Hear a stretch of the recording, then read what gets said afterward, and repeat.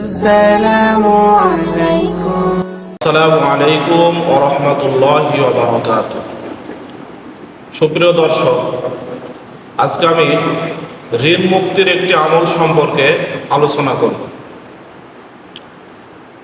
হযরত আলী রাদিয়াল্লাহু তাআলা আনহু, যিনি রাসূলুল্লাহ সাল্লাল্লাহু আলাইহি ওয়াসাল্লামের প্রিয় সাহাবী ছিলেন এবং চতুর্থ খলিফা,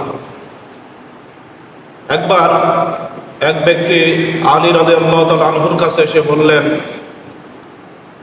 হে আলী, আপনি আমাকে কিছু সাহায্য করেন, আমি ঋণগ্রস্ত রয়েছি, ঋণের কারণে আমি খুবই কষ্টের মধ্যে আছি।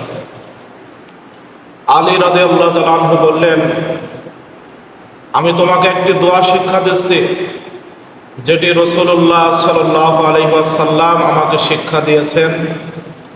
যদি তুমি এই আমলটি করো, পাহাড় সমপরিমাণ ঋণ থাকলেও সেই ঋণ থেকে তুমি মুক্তি পাবে। দোয়াটি হলো, আল্লাহুম্মা কফিনি বিহালালিকা আন হারামিক ওয়াগনিনি বিফাদলিকা আম্মান সিওয়াক। অর্থ, হে আল্লাহ, আপনি আমার জন্য হালালকে যথেষ্ট করে দেন এবং হারাম থেকে বিরত থাকার তৌফিক দান করেন, এবং আমাকে সাধারণ মানুষদের থেকে অমুখাপেক্ষী করে দেন। মানুষের কাছে যেন আমার সাহায্য চাওয়া না লাগে, আপনার সাহায্য যেন আমার কাছে যথেষ্ট হয়।